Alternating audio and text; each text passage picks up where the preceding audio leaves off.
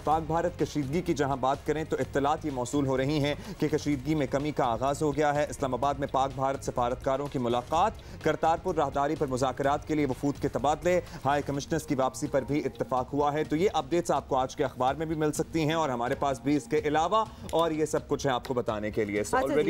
Let us begin और हमारा guest भी हमारा इंतजार कर रहे हैं। आपको बताएं कि भारत इंतहा पसंदी के रास्ते पर और पाकिस्तान में इंतहा पसंदों के लिए ज़मीन तंग की जा रही है। अच्छी इब्तिदा है लेकिन अभी बहुत कुछ करना बाकी है। हुकूमत ने कल अदम जैश मोहम्मद के सरबराह मौलाना मसूद अजहर के भाई और बेटे समेत कल अदम तंजीमों के 44 अरकान को हिरासत में ले लिया और इनमें मसूद अजहर के बेटे हमाद अजहर और भाई मुफ्ती अब्दुल रऊफ के नाम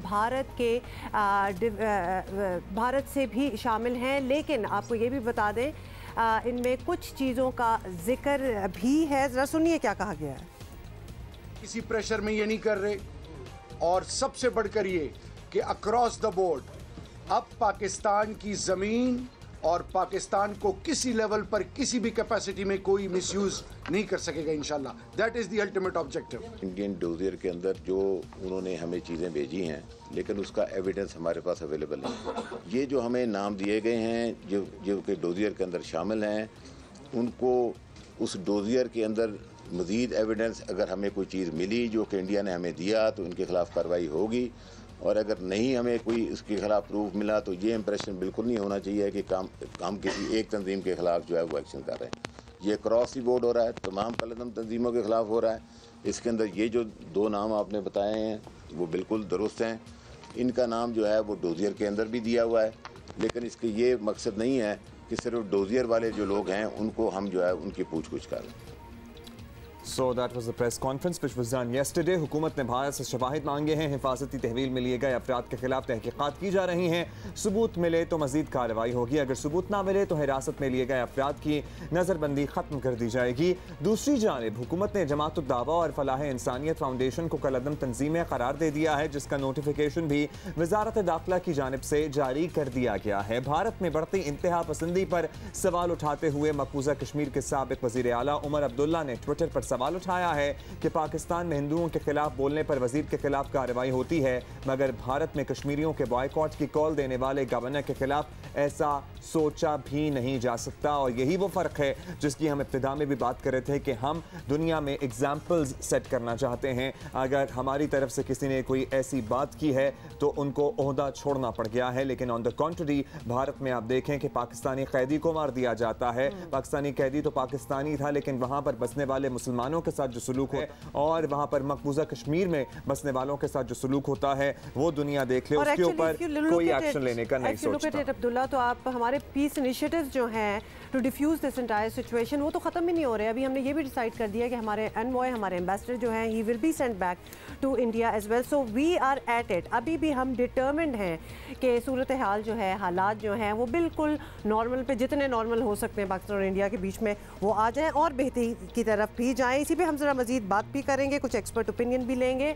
सबसे पहले माहिर सिक्योरिटी अमूर आमिर राना हमारे साथ हैं, उनसे बात करते हैं। राना साहब, बहुत बहुत शुक्रिया हमें ज्वाइन करने का। पाकिस्तान में कल अदम तंजीमों के खिलाफ क्रैकडाउन शुरू हो गया है और कई लोगों की गिरफ्तारी जाहिर की गई है।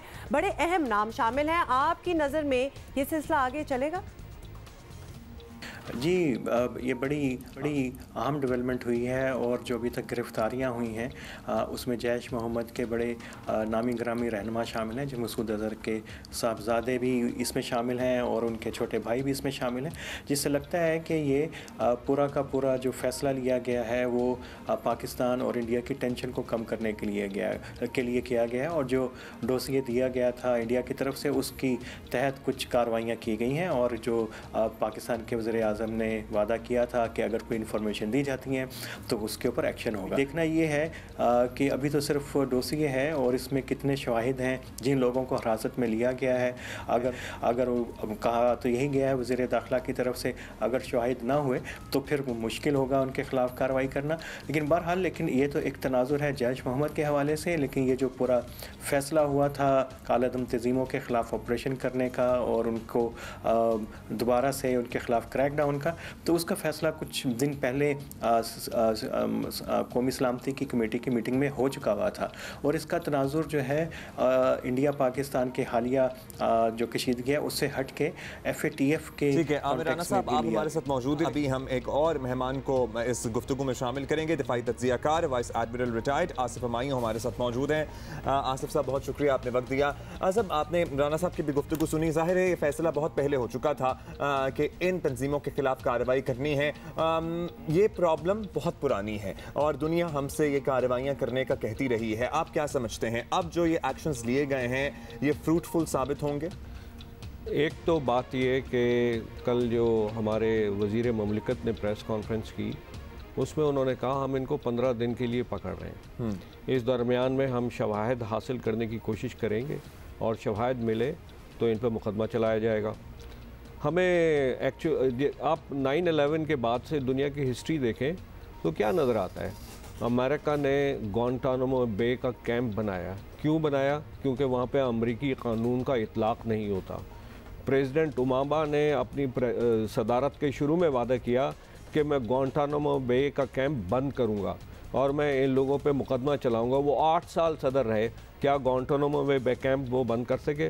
बिल्कुल नहीं। जो शवाहिद हैं वो ना हो तो पाकिस्तान तो एक लॉ अबाइडिंग मुल्क है। We have to follow the law और इस सिलसिले में मुश्किलात होती हैं। तो इसलिए ये बड़ा ज़रूरी है कि अगर आप इन लोगों के ख़िलाफ़ मुकदमा चलाना चाहें, देखें जो बॉम्बे अटैक का मुकदमा भी जो ना अभी कितने साल हो गए चलते हुए, वो इसीलिए कंप्लीट नहीं होता कि हम भारत से कहते हैं कोई शवाहिद दें। भारत के शवाहिद जो है वो हमारे कानून शहादत पे पूरे नहीं उतरते। हमारा कानून शहादत दुनिया के कानून शहादत से अलग नहीं है। दुनिया के जो कानून शहादत हैं उन्हीं के तरह का है, लेकिन शवाहिद होंगे तो फिर बात आगे चलेगी। और मैं एक और बात कहना चाहता हूँ, नेशनल एक्शन प्लान जो है एक सोसाइटी की रिस्पॉन्स है टेररिज्म के ख़िलाफ़। इसमें सब लोगों को अपना रोल प्ले करना है, चाहे वो उस्ताद हो, चाहे माँ बाप हो, चाहे जो ना पॉलिटिशियन हो, चाहे फ़ौज हो, चाहे पुलिस हो, चाहे ब्यूरोक्रेट्स हो। हर एक आदमी को, आप लोग मीडिया को बड़ा रोल प्ले करना है। हमें एक जो है काउंटर नैरेटिव लेकर आना है। काउंटर नैरेटिव ये नहीं होगा कि कोई आदमी किताब लिख देगा। बच्चों को स्कूल में जब पढ़ाया जाएगा तो उनको अखलाकियात का वो दर्स दिया जाएगा कि वो शिद्दत पसंदी की तरफ मत जाए, बल्कि और उनके अंदर इंसानियत का जज्बा है। अच्छा एडमिरल साहब, आपने बड़ी अच्छी बात की है। बड़ा लॉन्ग टर्म प्रोसेस है। मतलब ये तो वही बात है कि एक चीज़ को बिल्कुल उल्टा करके निकालो, सब कुछ दोबारा से डालो और फिर तरतीब दो। हमारे सामने मुसलमान मुल्कों में 2 मिसालें मौजूद हैं। 9/11 के बाद और बाली अटैक के बाद इंडोनेशिया में और सऊदी अरब में उन्होंने इस्लाही कैंप लगाए और इन जो शिद्दत पसंद थे इनको वहाँ पे लाके एक तरह से इनकी री ट्रेनिंग या री एजुकेशन की गई। वो 2 हमारे सामने मिसालें हैं। हम इस मिसाल से फ़ायदा उठा सकते हैं, लेकिन आपने जैसा कहा ये एक लॉन्ग टर्म प्रोसेस है, इतना आसान नहीं है। फिर जो लोग ऐसी री एजुकेशन के थ्रू जाते हैं उनके लिए आपको ज़राए माश का इंतज़ाम करना पड़ता है। आपको ये देखना पड़ता है कि जो ना कि क्या ये सोसाइटी के कारामद लोग बन सकते हैं।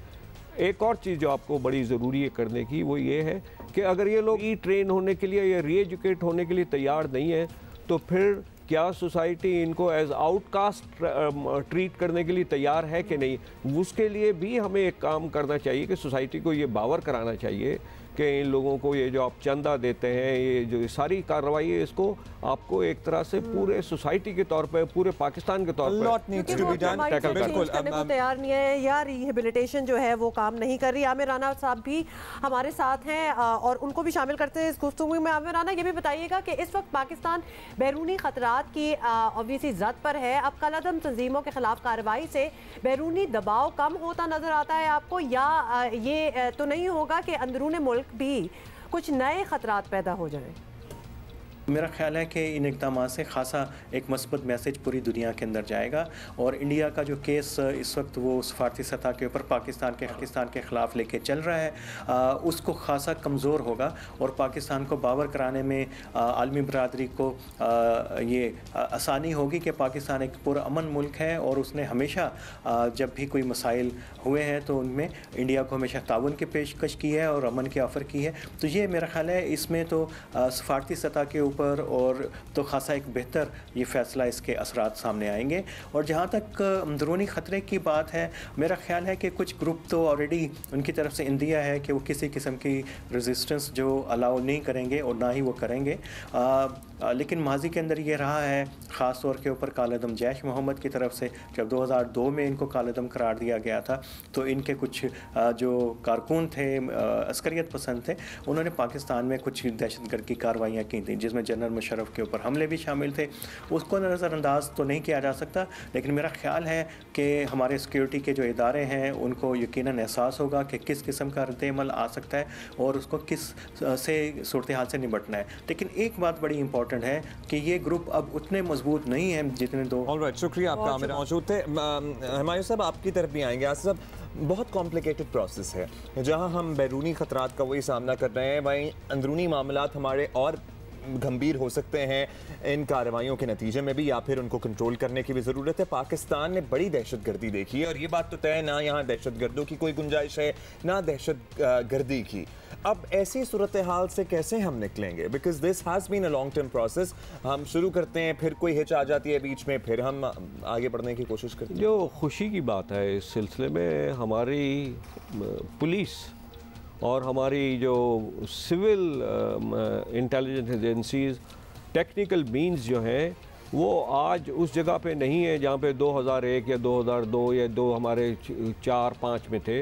इन लोगों ने ना सिर्फ ट्रेनिंग की है बल्कि ये एक अज़म के साथ जो है वो टेररिज्म को उखाड़ने का जज्बा भी रखते हैं और हौसला भी रखते हैं। ये बड़ी एक अहम तब्दीली आई है। हम देखते हैं कराची में फॉर एग्जांपल कराची में 2011-10 में जो सिचुएशन थी उसमें तो पुलिस वाले जो थे वो डरते थे, लेकिन अब आप क्या देखते हैं? आप ये देखते हैं कि आपका ट्रैफिक पुलिस वाला भी रात को भी दिन को भी ड्यूटी कर रहा है, इन स्पाइट द फैक्ट कि इस शहर में ट्रैफिक पुलिस को टारगेटेड किलिंग की गई, लेकिन हमारा पुलिस वाला जो है वो ट्रैफिक पुलिस वाला जो है वो आज भी हमें चौक पे नजर आता है। और ट्रेनिंग और जो उनको एक हौसला, जज्बा और फिर इक्विपमेंट बड़ा चेंज हुआ है। आप तमाम पुलिस वाले अब आपको बुलेट प्रूफ वेस्ट में नज़र आते हैं।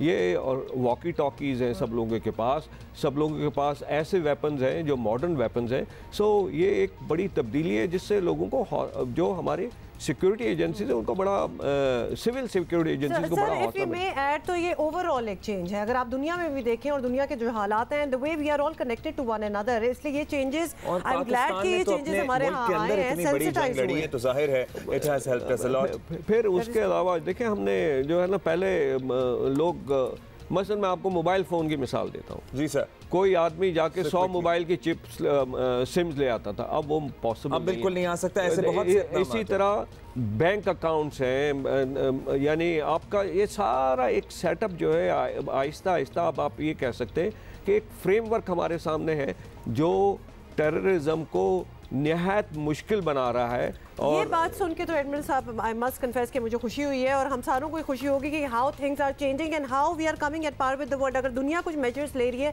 तो हम भी वही मेजर्स ले रहे हैं। बहुत बहुत शुक्रिया sir for coming here and giving your opinion. हमारे साथ स्टूडियो में मौजूद थे। Thank you so much sir. So this was one of our top stories, इस पे हमने बात कर ली है। अभी हम जरा आगे बढ़ेंगे और जब हम चैलेंजेस की बात करते हैं ना, दोनों मुल्कों के, गुर्बत है, आलूदगी है, क्लाइमेटिक चैलेंजेस हैं, ये बहुत बड़े चैलेंजेस हैं। आप यकीन मानिए, जंगों में तो अगर बिजी रहेंगे दो मुल्क, तो जो पीछे हालात होंगे ना वो उससे बहुत बुरे होंगे।